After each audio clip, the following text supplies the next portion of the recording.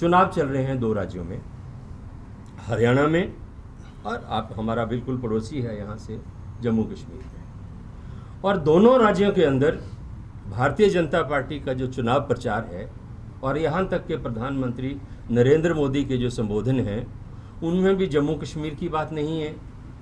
हरियाणा का कोई मुद्दा नहीं है,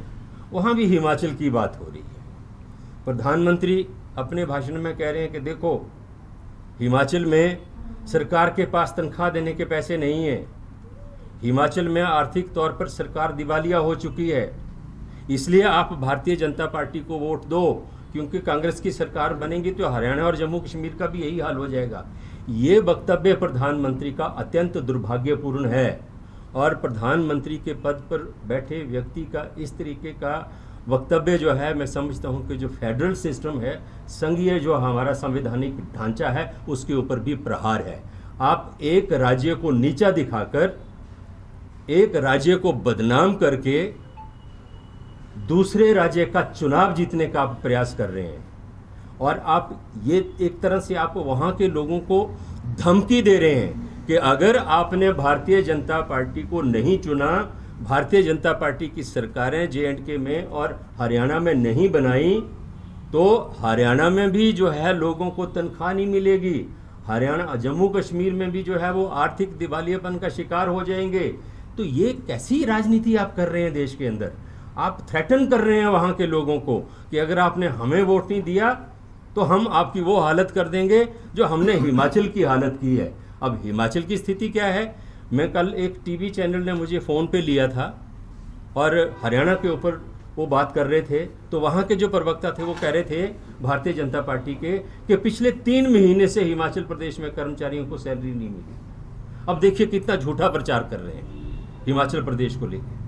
तो मेरा कहने का मतलब ये है कि आपने पहले तो हिमाचल प्रदेश के खिलाफ षड्यंत्र किया, हिमाचल प्रदेश को आर्थिक तौर पर कमज़ोर करने में देश के प्रधानमंत्री ने, भारतीय जनता पार्टी ने कोई कसर नहीं छोड़ी, लेकिन उसके बावजूद विषम आर्थिक परिस्थितियों के होने के बावजूद हिमाचल प्रदेश की सरकार ने हिमाचल प्रदेश में कभी ओवरड्राफ्ट नहीं होने दिया। आपने हर तरह के आर्थिक प्रतिबंध, हर तरह की आर्थिक कटौतियां हिमाचल प्रदेश के संदर्भ में कांग्रेस की सरकार बनने के बाद की। आपने सरकार गिराने का षड्यंत्र किया। आप हिमाचल की चर्चा अगर हरियाणा में और जम्मू कश्मीर में कर रहे हैं तो मैं एक चीज़ से आपको आगाह करना चाहता हूं, आप डट के हिमाचल का प्रचार करिए, हरियाणा में भी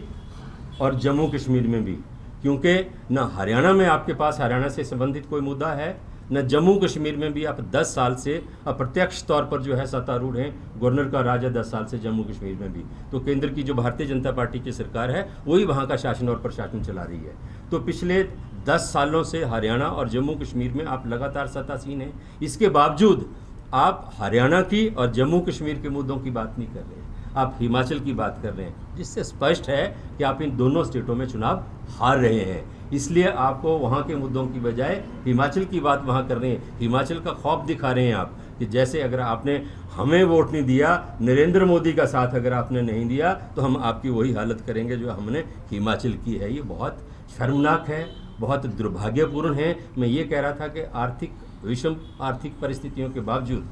हिमाचल प्रदेश में कोई ऐसा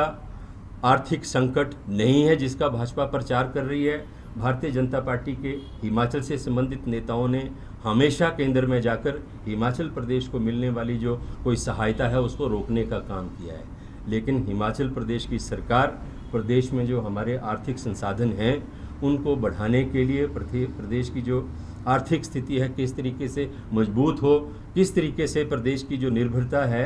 वो कर्ज और जो केंद्र है उसके ऊपर कम हो, उस दिशा में हम काम कर रहे हैं और उसमें प्रदेश सरकार को सफलता भी मिली है। 22% रेवेन्यू हमारा जो है वो पिछला जो फाइनेंशियल ईयर था उसमें इंक्रीज हुआ है।